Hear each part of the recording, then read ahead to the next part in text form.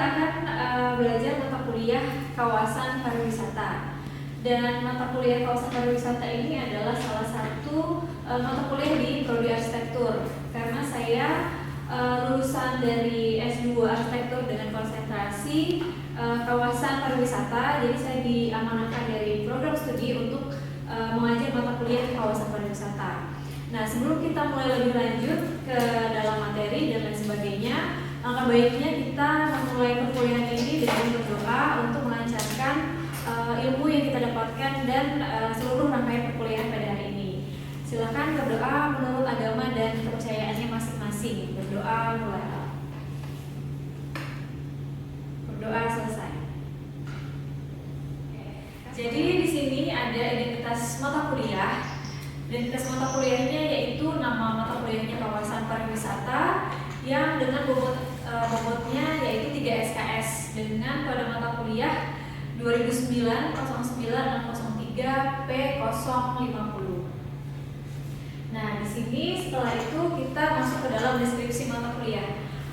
Di dalam mata kuliah kawasan pariwisata, di sini ada beberapa materi yang akan kita pelajari selama 1 semester atau 16 pertemuan. Jadi yang pertama yaitu kita mempelajari tentang prinsip dan dasar perencanaan dari kawasan pariwisata itu seperti apa. Lalu yang kedua ada metode perencanaan pariwisata. Yang ketiga kita menganalisis perencanaan pariwisata. Yang keempat kita membuat konsep dari kawasan pariwisata tersebut. Dan yang kelima yaitu merancang kawasan pariwisata di dalam gambar 3 dimensi. Nah, di dalam deskripsi mata kuliah ini nantinya teknik penyampaian yang akan saya lakukan yaitu dengan metode DIA atau delivery, interaktif, dan juga assessment. Delivery ini adalah yang akan kita lakukan selama di kelas.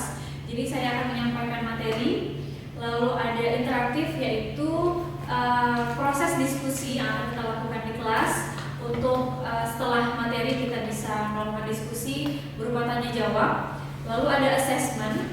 Nah, assessment di sini itu bisa berupa tugas, berupa kuis dan juga tugas besar.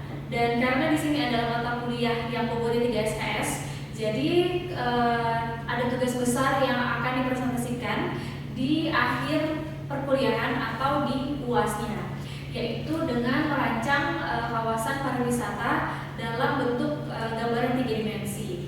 Selain itu untuk penilaian UTS itu kita melakukan presentasi konsep yang nantinya akan dibagi ke setiap kelompok, dan untuk beberapa pertemuan kita akan mengadakan kuis.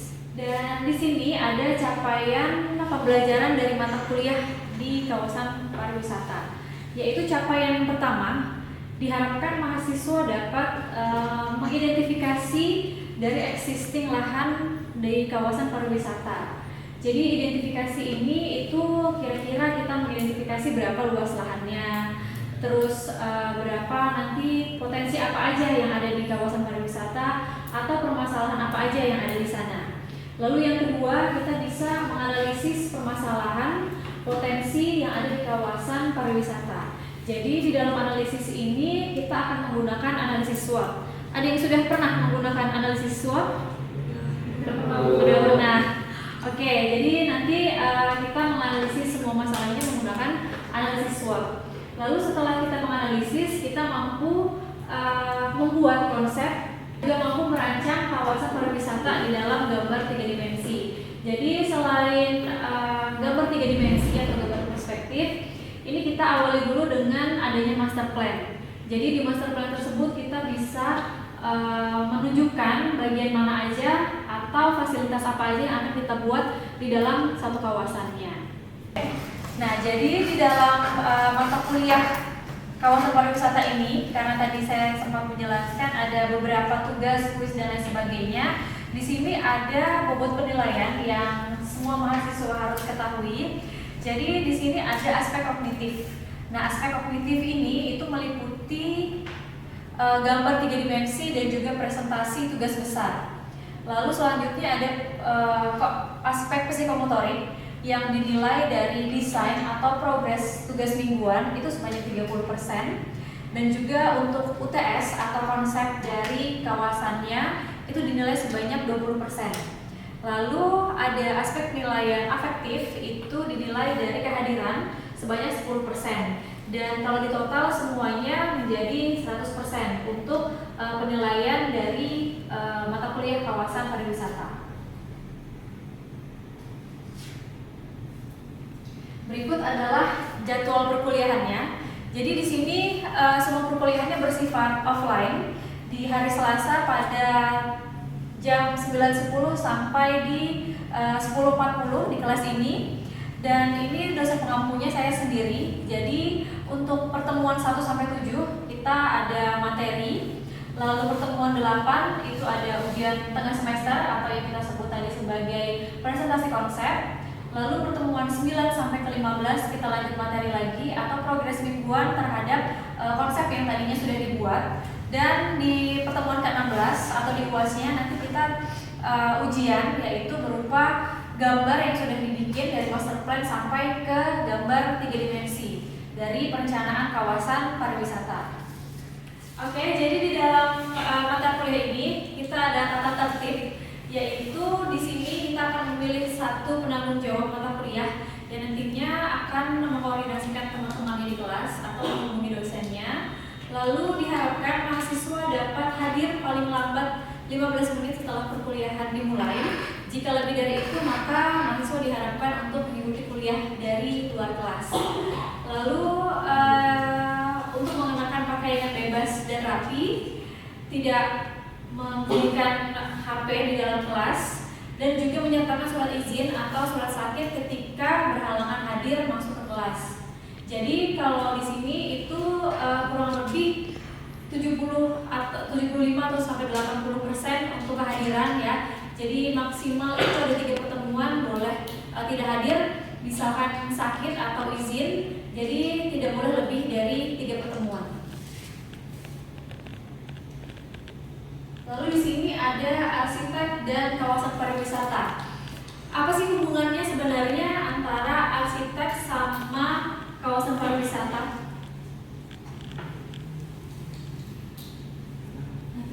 Mungkin ada yang bisa kasih pendapat, arsitek sama kawasan pariwisata itu apa hubungannya? Kawasan pariwisata kan kayak perlu desain, Bu. Jadi arsitek itu bisa membantu dalam mendesain kawasan itu. Oke, jadi seperti yang kita lihat di sini, itu kan ada beberapa tempat wisata ya. Ini ada resort, terus ada seperti museum, dan juga ada tempat wisata yang ada di atas laut. Nah, ini sebenarnya semuanya adalah yang mendesain adalah seorang arsitek. Jadi di sini sebenarnya kenapa sih arsitek harus mendesain dari kawasan pariwisata? Jadi arsiteklah yang memberikan citra pada kawasan tersebut. Arsitek yang memegang kendali desainnya harus seperti apa.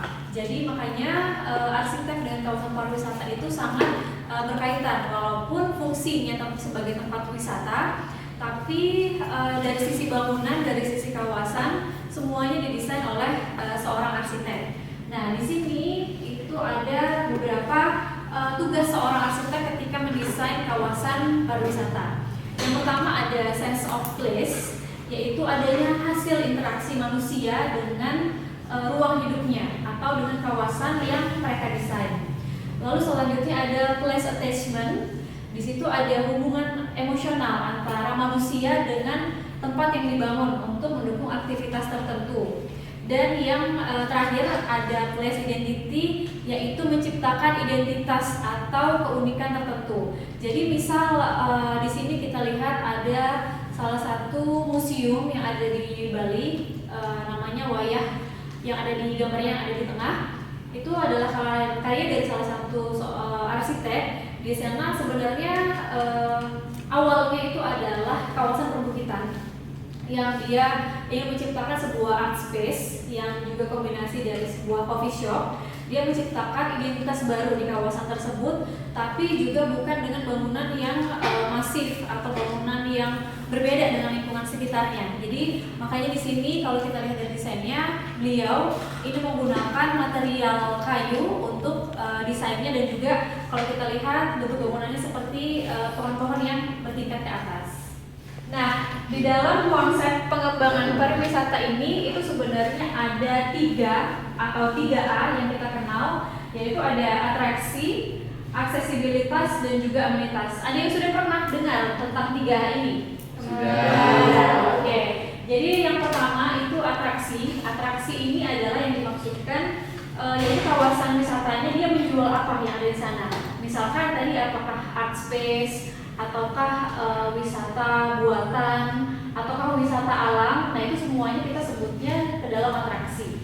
Lalu ada amenitas. Amenitas ini adalah fasilitas pendukung dari kawasan pariwisata. Misalkan di kawasan ini pasti ada tempat parkir, pasti ada restoran atau food court, terus juga ada misalkan toilet umum. Nah, itu semuanya masuk ke dalam si amenitas. Lalu ada aksesibilitas. Jadi ketika kita punya kawasan pariwisata yang bagus, kita punya amenitas yang baik, tapi ketika kawasan tersebut tidak didukung oleh aksesibilitas atau akses yang susah ke lokasi wisata, itu wisatanya jadi sepi. Jadi aksesibilitas ini adalah kemudahan akses di kota tersebut untuk ke lokasi wisata. Misalkan dari pusat kota ke lokasi wisata tersebut itu berapa lama kita menempuhnya, atau jalannya rusak atau enggak, atau misalkan ada transportasi umum atau tidak. Nah, semua ini dari ketiga ini itu harus berkaitan antara satu dengan yang lain dan semuanya harus dipenuhi. Jadi dari sisi atraksi, amenitas, dan juga si aksesibilitasnya.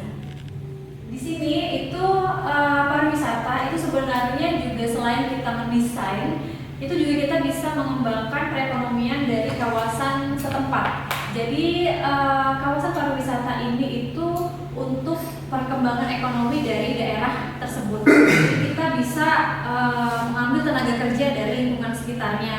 Kita bisa memanfaatkan orang-orang sekitar untuk memajukan kawasan pariwisata di lokasi itu. Kita bisa mendapatkan retribusinya, atau ada potensi yang bisa kita bawa dari daerah itu untuk dipromosikan ke daerah lain.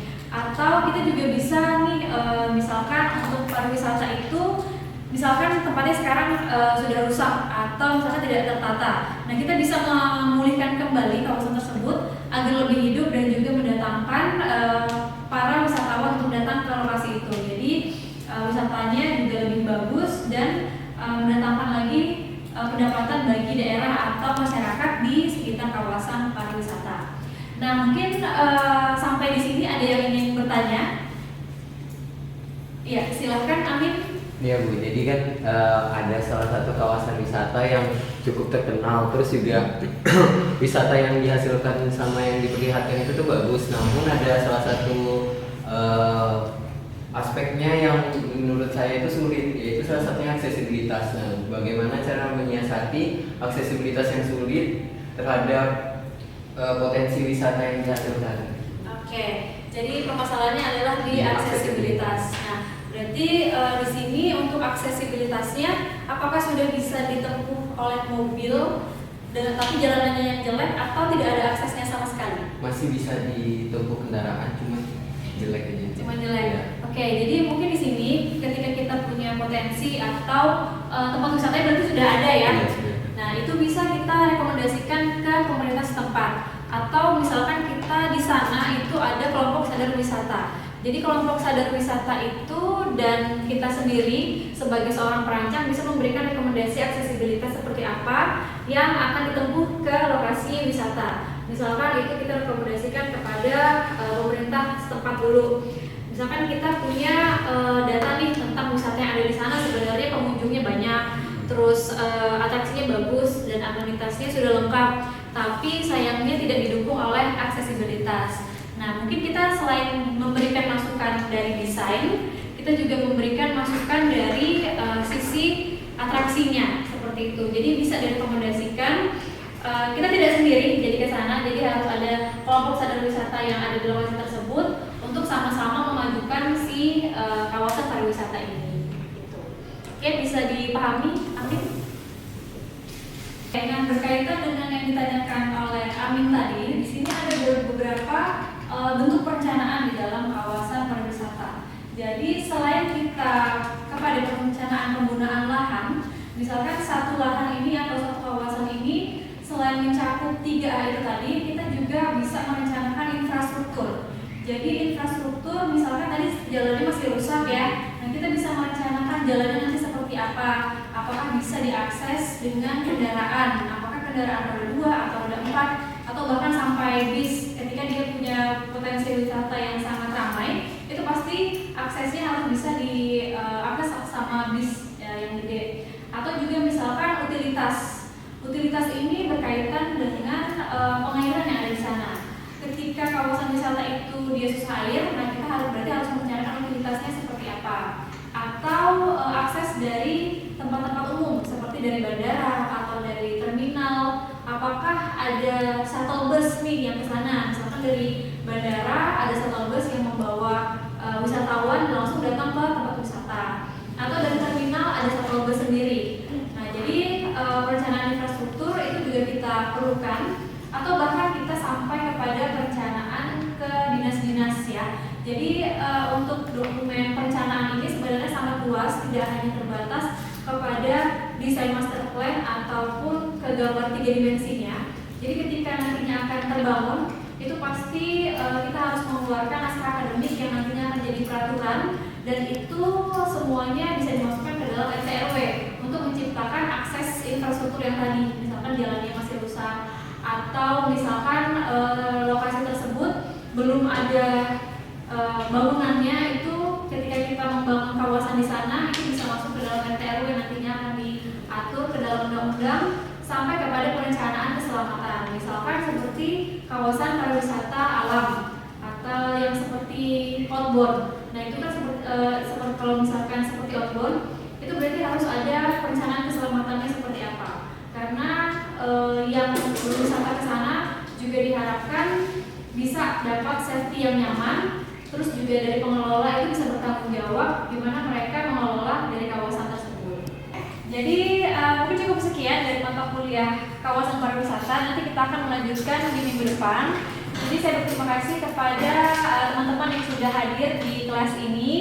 Semoga pertemuan minggu depan bisa full lagi seperti hari ini ya. Oke, mungkin sekian untuk kelas hari ini. Selamat siang. Wassalamualaikum warahmatullahi wabarakatuh. Waalaikumsalam.